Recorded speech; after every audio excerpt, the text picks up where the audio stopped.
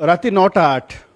समस्ते भावुता जे ह्यूमान सागर सुस्थ होइजिबे फेरी आसिबे जेहेतु liver cirrhosis रोग रे अछंती किंतु ए 9:08 बोधे ओडिशा पाई गोटे काल मुहूर्त थिला कारण भुवनेश्वर एम्स रे चिकित्सित होउथिबा ओडिशार सेही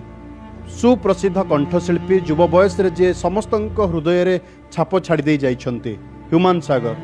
आखि बुझिछंती अपेरा राय जोगु चले जाइछंती जे ए कथा केवल